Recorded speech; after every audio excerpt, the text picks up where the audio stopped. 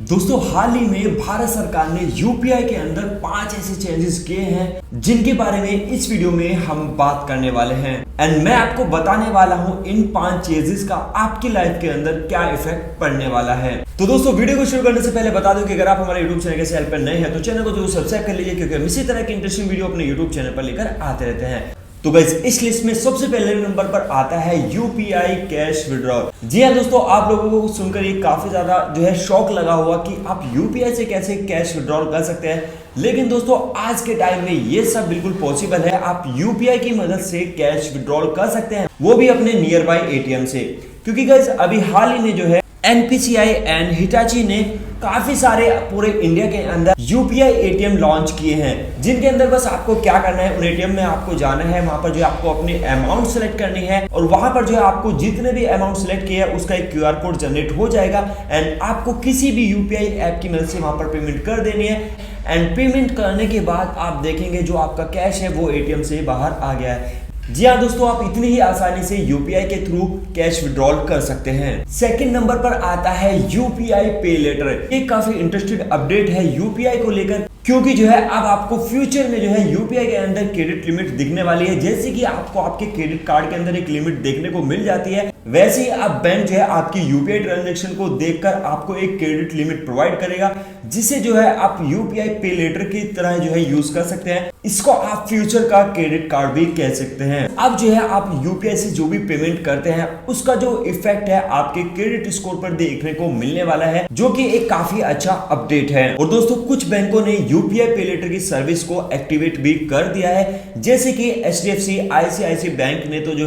इनको सर्विस को अपने यूजर को देने लगे हैं। लेकिन दोस्तों यूपीआई पे लेटर में आपको कैशबैक की कोई भी गारंटी नहीं मिलेगी, लेकिन कीवी ऐप के अंदर आपको हर ट्रांजैक्शन पर एक गारंटेड कैशबैक की गारंटी देखने को मिल जाएगी। आज के टाइम कोई भी अदर ऐप आपको यूपीआई ट्रांजैक्शन पर कैशबैक नहीं दे रहा है, और कीवी ऐप पर सिर्फ एक सिंपल क्लिक में जो आपका कैशबैक है उसको आप अपने बैंक अकाउंट में विड्रॉल कर सकते हैं। अगर आपके पास कोई भी रुपए क्रेडिट कार्ड है तो आप इजिली उसको कीवी ऐप के थ्रू लिंक कर सकते हैं एंड क्रेडिट कार्ड का यूज करके आप यूपीआई पेमेंट कर सकते हैं। कीवी ऐप के अंदर अपने रुपए क्रेडिट कार्ड को लिंक करने के लिए सिर्फ आपको 3 स्टेप्स को फॉलो करना है एंड इजिली आप अपने क्रेडिट कार्ड को कीवी ऐप में लिंक कर सकते हैं। तो उसके लिए जस्ट आपको यहां पर जाना है, लिंक रुपे क्रेडिट कार्ड पर आपको यहां पर क्लिक कर देना है एंड उसके बाद जैसे ही नेक्स्ट स्टेप आता है, यहाँ पर आपको वो अकाउंट सेलेक्ट करना है जिस बैंक का आपके पास रुपे क्रेडिट कार्ड है एंड उसके बाद आपको यहाँ पर इसको प्रोसीड कर देना है एंड आप देखेंगे इन छोटे छोटे स्टेप से ही आप देखेंगे यहाँ पर आपका सेटअप डन हो चुका है।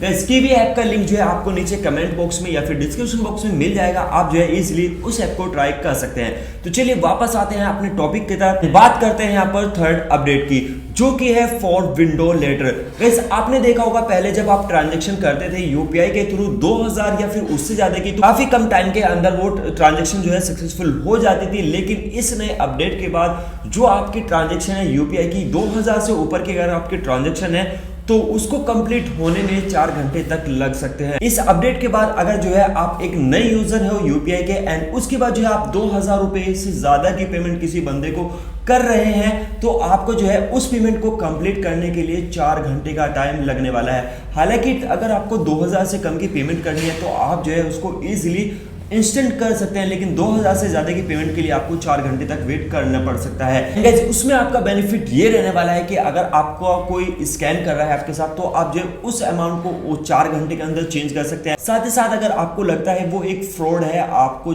आपसे कोई ज्यादा पैसा भी नहीं ले रहा है सर्विस का, तो आप उस ट्रांजेक्शन को बिल्कुल कैंसिल भी कर सकते हैं। और गाइस 4 अपडेट है invest in share market using UPI. Guys अब आप डायरेक्टली यूपीआई का यूज करके शेयर मार्केट में भी इन्वेस्ट कर सकते हैं। बस अब आप पूछेंगे कि पहले भी हम यूपीआई का यूज करके हम स्टॉक मार्केट में इन्वेस्ट कर सकते थे, तो इसमें एंड जो पुराने वाले रूल्स चले उसमें क्या डिफरेंस रहने वाला है। तो जैसे कि आपको पता है जो भी हम शेयर मार्केट में इन्वेस्ट करते हैं वो एक ब्रोकरेज प्लेटफॉर्म के थ्रू इन्वेस्ट करते हैं। तो सबसे पहले जो भी आपको पेमेंट ऐड करना रहता था वो एक ब्रोकर के अकाउंट में जाता या ब्रोकर ऐप वाले के अकाउंट में जाता था एंड उसके बाद आप उसे शेयर मार्केट या फिर आईपीओस में इन्वेस्ट कर सकते थे। और शेयर्स बाय करने में तो कोई दिक्कत नहीं होती है, जब आप बाय कर लेते हो वो आपके पोर्टफोलियो में ऐड हो जाती है। प्रॉब्लम्स आती है आईपीओस के अंदर। जब आप आईपीओस में इन्वेस्ट करते हैं तो आपने अपने जो है ब्रोकर ऐप में जो मान लीजिए 20,000 रुपए ऐड किए हैं आईपीओ में इन्वेस्ट करने के लिए, और अगर आपको आईपीओ मिल गया तो एक अच्छी बात है। अगर आपको आईपीओ नहीं मिलता है तो वो पैसा फंसा रह जाता है आपके ब्रोकर ऐप के अंदर ही। लेकिन अगर आपको उस टाइम उस ऐप पैसे की जरूरत है तो गाइस उसके लिए ये जो अपडेट है काफी बेनिफिट होने वाला है, क्योंकि अगर आप जो है डायरेक्टली यूपीआई का यूज करके शेयर मार्केट में आईपीओस में इन्वेस्ट कर रहे हैं तो मान लीजिए अगर आपको आईपीओस मिल गया तो अच्छी बात है, अगर आईपीओ नहीं मिला तो आपका जो पैसा है वो अगले ही दिन या 24 से 48 घंटे के अंदर ही वो डायरेक्ट आपके बैंक अकाउंट में ही रिवर्स हो जाएगा।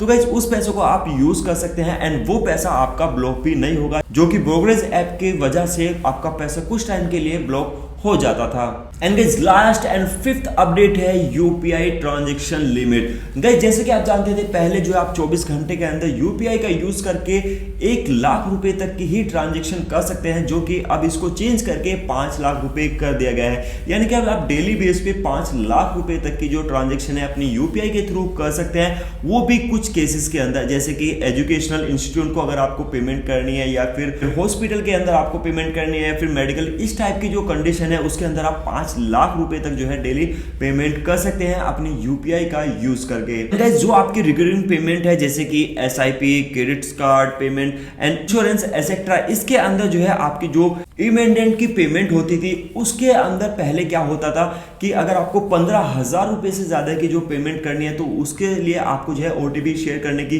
जरूरत थी, लेकिन अब जो है उस लिमिट को इंक्रीज करके 15,000 से 1 लाख रुपए कर दिया गया है। इसमें जो है अब आपको 1 लाख रुपए तक की पेमेंट करने के लिए कोई भी ओटीपी शेयर करने की जरूरत नहीं पड़ेगी।